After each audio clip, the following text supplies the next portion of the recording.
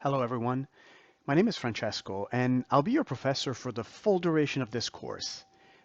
If this is the spring or summer term, there's a chance that myself and another professor will be teaching this course with you. So each of us will take 6 weeks of the course, or 7 or so, okay, half of it.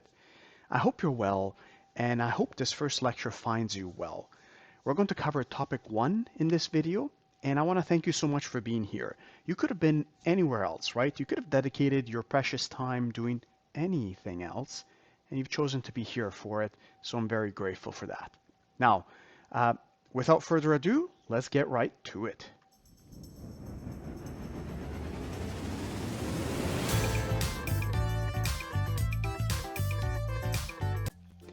Great.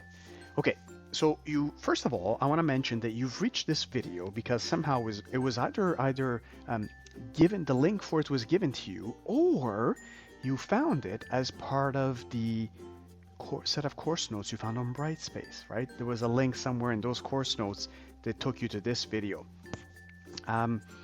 So what we're going to do here, first of all, is kind of get you started with this course and topic number 1.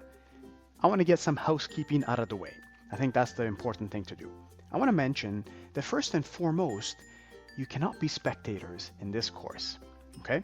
Now, what I mean by that is that you and I have to work at it together, okay? You cannot simply sit back and expect that the information that's important and the knowledge you're supposed to gain from this course will appear in your brain and you'll be able to reproduce it or repeat it.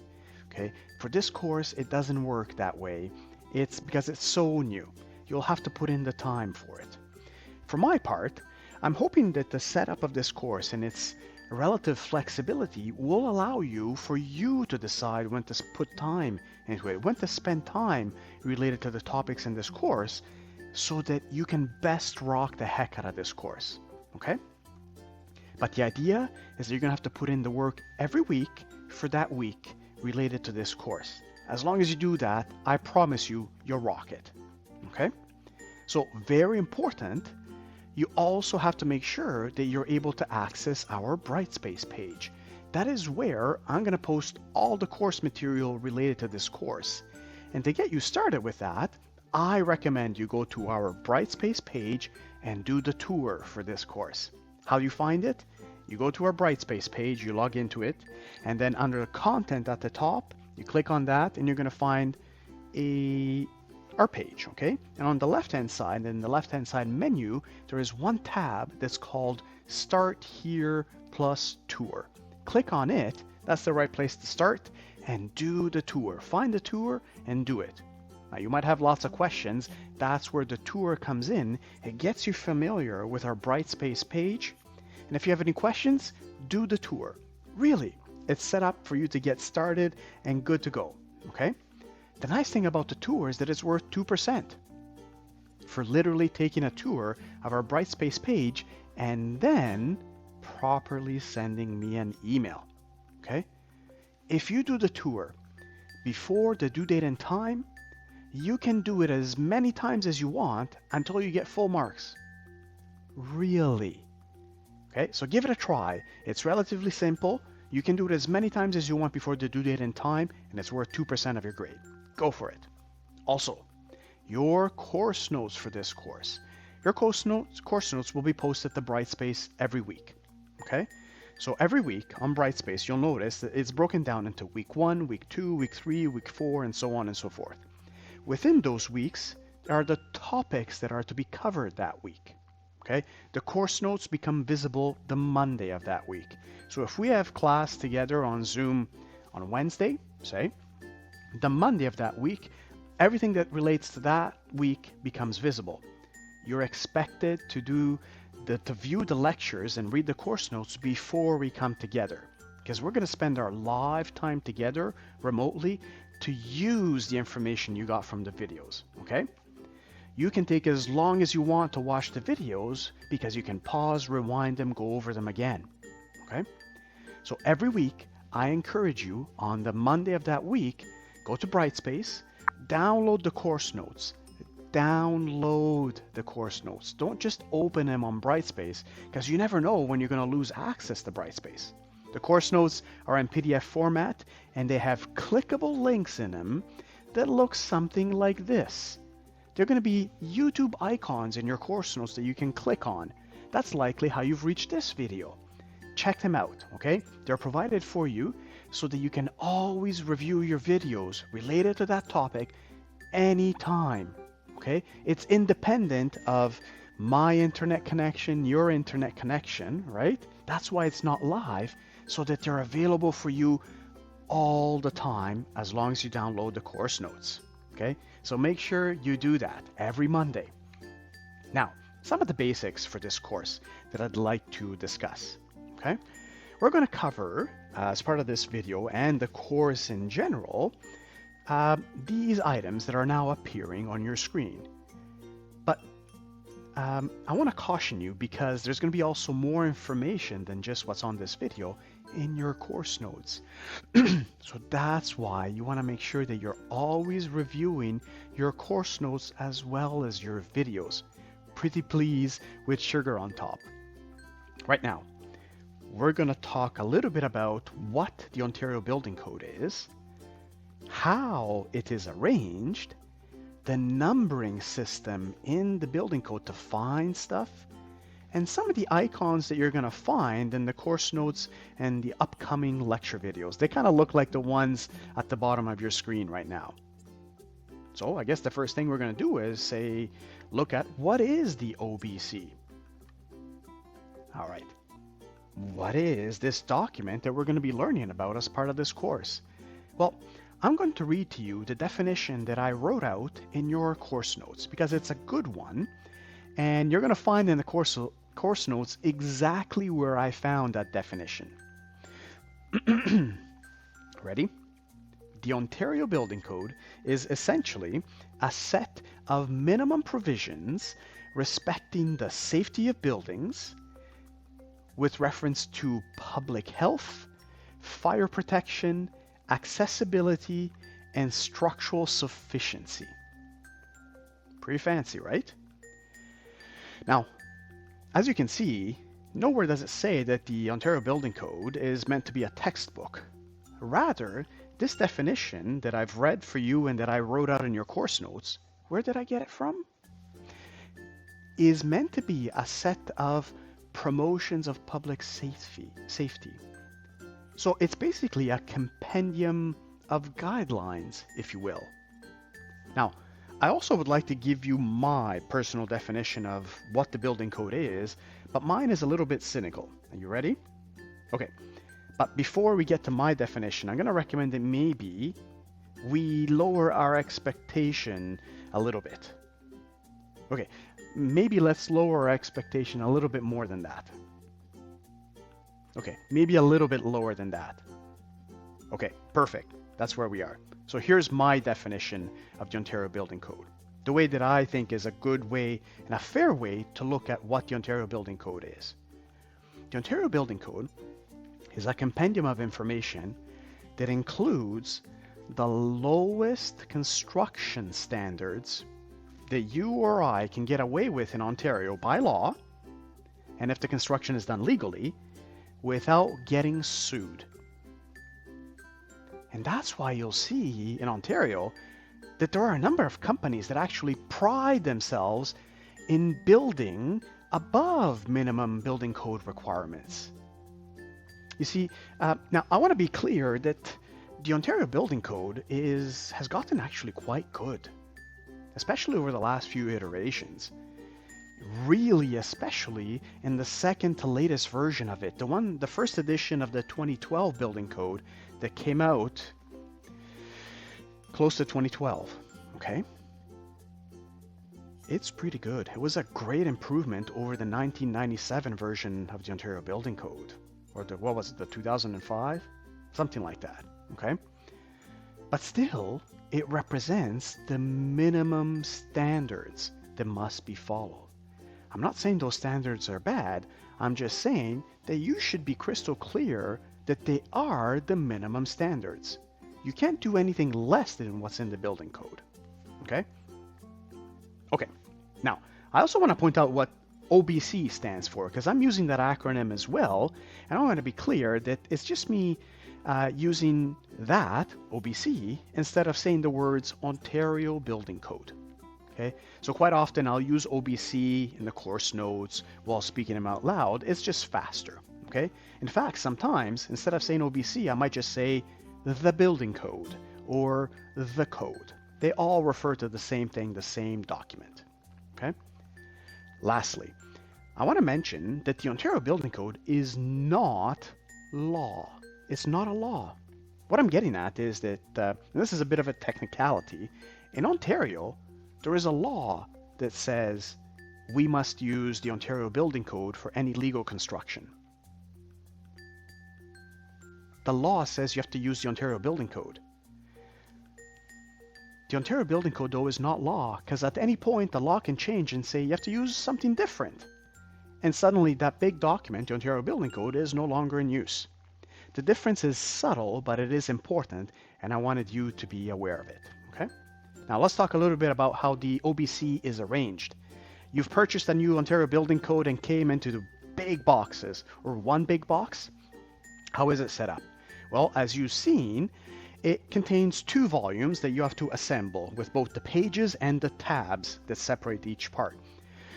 Volume 1 contains the Building Code Act, Divisions A, B, and C, and the index. Division A is fairly small. Division B is the thicker one of the 3, and Division C is somewhere between Division A and Division B in terms of thickness. There is also a preface in the building in Volume 1, and some other items too in Volume 1. Be curious and have a quick look around, okay? For Volume 2, it contains Appendix A, Appendix B, and all the supplementary standards and its own index. Okay? Now, I'm displaying this on your screen because on Brightspace, I even give you guidelines on how to combine Volume 1 and Volume 2 so that it only contains the portions of the building code that will be used for the purpose of this introductory course. Okay, the instructions are on Brightspace, and I even include in a video my recommendations and why I don't combine them. Okay, so check it out and see if it can be helpful for you. In addition, in Volume 1, you're also going to find amendment packages if you purchased it new, and this includes those replacement pages that you're going to be actually putting in the building code while you take others out as those replacement pages come into play. Okay? And that ensures that you keep your building code up to date. Now, go to Brightspace, pause this video, and download your course notes for week 1. If you're past week 1, download the course notes for week 1 and all the other weeks up to now. There are a number of other items that are contained in the course notes for this topic, topic 1, and this is true for all other videos, that you want to make sure you check out. Okay? Because I'm not going to discuss them during this video, but they're also important. Okay? That's why you can't be a spectator for this course. So pause this video and go ahead and download all your course notes right now. Okay. So the next thing that I want to discuss with you is the numbering system. That is how you reference anything in the building code. How do you find stuff in the building code? The numbering system for the building code is very specific, and it's not necessarily intuitive at first. So how do you do that? Do you use page numbers to find stuff in the building code? No, not at all. In fact, using a page number, writing a page number as a reference in the building code will get you a 0 in tests and exams in this course, because that's not how you do it. That's weird, right? It is true. You don't use page numbers because in the building code, as you know from the amendments that I just mentioned, pages can change at any point, sometimes multiple times throughout the years. So the actual page numbers can change from day to day, month to month, or year to year. So what could be page 36 on your building code is actually page 35B on my building code, the latest version, say. So you don't use page numbers to reference the building code. Okay, I'm going to show you exactly how to reference anything in the building code. The building code uses what's called a decibel numbering system, and I'm going to walk you through exactly how that system works. On the screen right now, I've put up an example of a reference in the building code. This specific reference does not exist, at least not that I could find. It's completely made up, okay? But we're going to use this as a way to figure out how the building code arranges things in it, okay? And we'll also do a real one in a moment. Anyhow, so right now I'm looking at this reference and I'm seeing a whole bunch of numbers and dots and brackets and letters, lowercase, uppercase. Are those Roman numerals I'm seeing? It's weird, right? So the Ontario Building Code uses periods or dots like these ones to separate specific parts of the reference. Okay, the first four numbers. And then after the first four numbers, then it uses brackets for the remaining characters. The first number, okay, refers to the part of the building code. That's a part, okay? The second number, in this case a 6, refers to the section of the building code. The next level down is section. The next number, in this case 2, refers to the subsection in the building. That's what it's called. The next level down, it's called article. So in this case on your screen 3. And now we get on to the items in brackets. Okay? After the article, the next level down is called sentence. Okay? You see it here in brackets 1. The first set of brackets is always called the sentence. The next level down is going to be in brackets a lowercase letter. That's called the clause. The next item in brackets is always a Roman numeral, lowercase. In this case, I, it's called the subclause. And the final one, if you ever get that level, that lower level, the lowest level there is, it's called a sub-subclause. In this case, it's always a capital letter. In this case on your screen, it's an A. Okay? So then, when you get something like this, how do you read it? Right? How do you tell someone to find this in the building code? This is how you do it. You always go by the rightmost character, whatever that level is. So in our case, for this specific reference, it's a sub-subclause. So that's the word you're going to use to define the whole thing. So you would read this as sub-subclause 3.6.2.3 1 F I A. Okay, so you always find what the last item is, the rightmost item. You identify what level that is, and you call the whole thing by that. Okay? Now this is important. I know it looks really weird, but it's important because it's odd, and it's going to take a little bit of practice on your part to become familiar with it. It's also important because as an introductory course in the Ontario Building Code, you have to be able to find the relevant information, and just as importantly, because you're students, you have to be able to tell your professor in a test or a final exam where you found that information by correctly writing your reference. In fact, I'm going to be clairvoyant. I'm going to look into the future, and I'm going to tell you right now, the number one reason why students get 0 on questions on a test or a final exam is because they write the answer correctly to that question, but they do not reference the building code correctly. Okay? Because as you can see, it can be very finicky. So practice this now. You'll see that it's done in the solutions to the homework for you, so that you can rock the heck out of your tests and you don't lose unnecessary grades simply because it's not referenced correctly. Okay? So, as promised, how about we find something together? Okay? How about we do it together? Ready?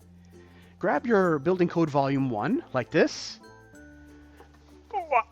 I have it right here. Okay, you can see it. It's nice and heavy.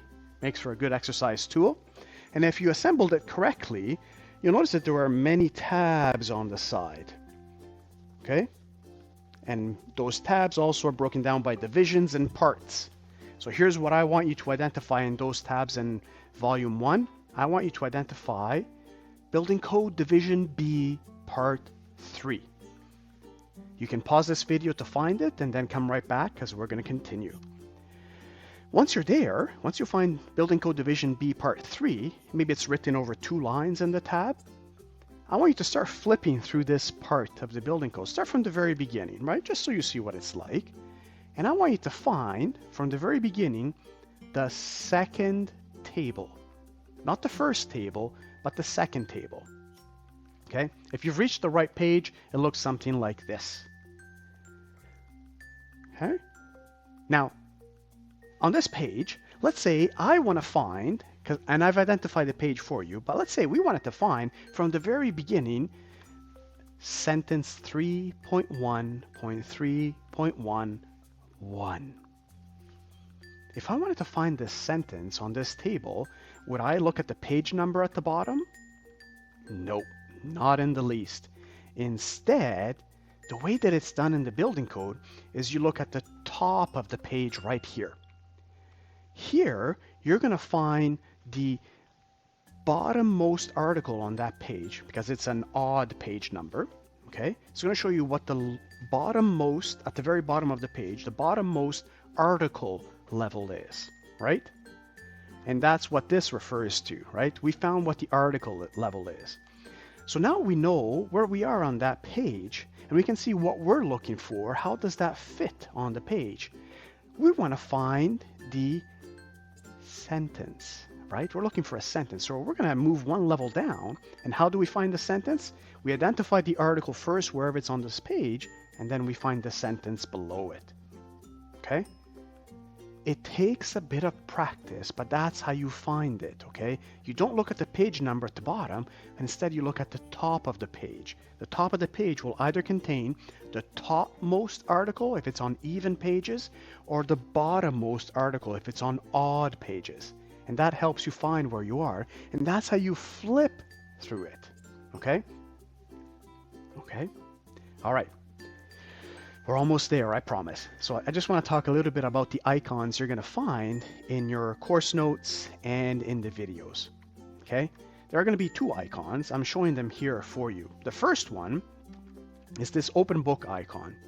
Whenever you see that, it means go to the building code at the reference that's related to that icon and read the entire reference.